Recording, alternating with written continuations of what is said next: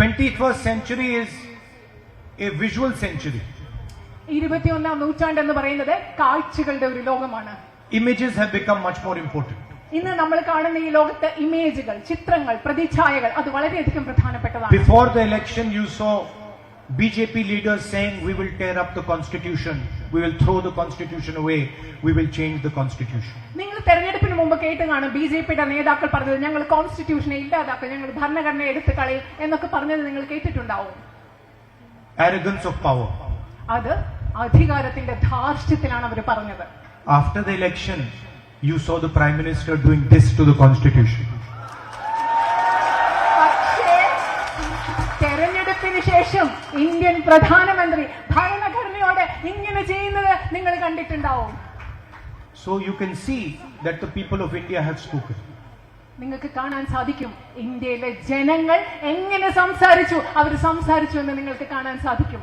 And also notice that hatred has been defeated by love and affection. അത് മാത്രമല്ല, നിങ്ങൾ ഇതുകൂടി ശ്രദ്ധിക്കണം, ഈ രാജ്യത്തെ വെറുപ്പിനെ ഈ രാജ്യത്തെ ജനങ്ങൾ സ്നേഹം കൊണ്ട്, വാത്സല്യം കൊണ്ട് ഈ രാജ്യത്തെ ജനങ്ങൾ പരാജയപ്പെടുത്തിയിരിക്കുന്നു. Arrogance has been defeated by humility. ധാർഷ്ട്യത്തെ വിനയം കൊണ്ട് പരാജയപ്പെടുത്തിയിരിക്കുന്നു. In fact, the truth is the Prime Minister barely escaped in Varanasi. നിങ്ങൾക്കറിയോ, സത്യം എന്ന് പറഞ്ഞാൽ പ്രധാനമന്ത്രി വാരണാസിയിൽ കഷ്ടിച്ച് രക്ഷപ്പെട്ടതാണ് എന്നതാണ് സത്യം.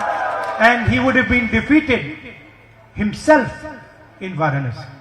അദ്ദേഹം തന്നെത്താൻ അവിടെ പരാജയപ്പെട്ടേനെ Varanasi. The BJP was defeated in Ayodhya. BJP അയോധ്യയിൽ പരാജയപ്പെട്ടു.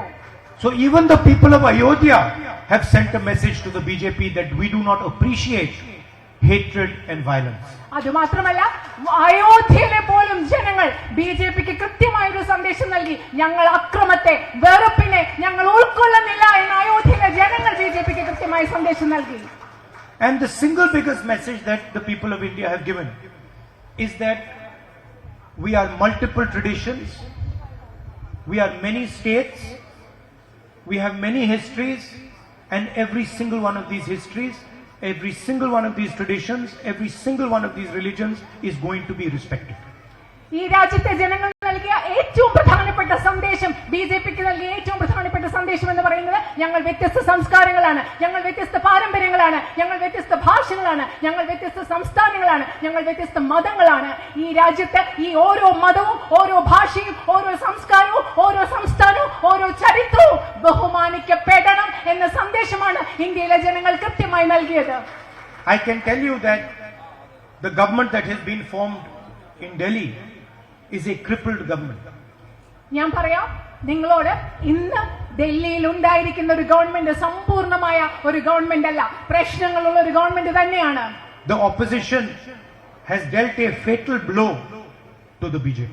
ബിജെപിക്ക് കഠിനമായ ഒരു അടിയാണ് ഇന്ത്യയിലെ പ്രതിപക്ഷം നൽകിയിരിക്കുന്നത്. And you will see that even Mr. Narendra Modi's attitude will have to change. നിങ്ങൾ ശ്രദ്ധിച്ചാൽ മനസ്സിലാക്കാൻ പറ്റും, നരേന്ദ്രമോദിയുടെ കാഴ്ചപ്പാട്, നരേന്ദ്രമോദിയുടെ സമീപനം മാറേണ്ടിയിരിക്കുമെന്ന് നിങ്ങൾക്ക് മനസ്സിലാക്കാൻ സാധിക്കും. Because the people of India have sent him a clear message. കാരണം ഇന്ത്യയിലെ ജനങ്ങൾ അദ്ദേഹത്തിന് കൃത്യമായ ഒരു സന്ദേശം നൽകിയിട്ടുണ്ട്. From our perspective, our role of opposition will continue. നമ്മുടെ കാഴ്ചപ്പാടിൽ നിന്ന് പ്രതിപക്ഷം എന്ന രീതിയിൽ നമ്മുടെ പങ്ക്, ഉത്തരവാദിത്വം അത് തുടർന്നുകൊണ്ടിരിക്കും. We proposed an alternative vision for the people of India, a pro-poor, compassionate vision, and we will fight for that vision.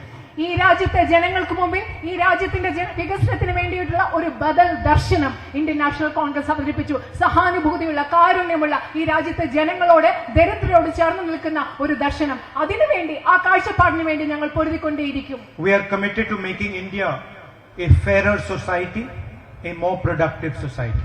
കൂടുതൽ ഉൽപാദനക്ഷമമായ, കൂടുതൽ ന്യായയുക്തമായ ഒരു സമൂഹമായി ഇന്ത്യയെ മാറ്റുന്നതിന് വേണ്ടി ഞങ്ങൾ തുടർന്നും പരിശ്രമിച്ചുകൊണ്ടേയിരിക്കും.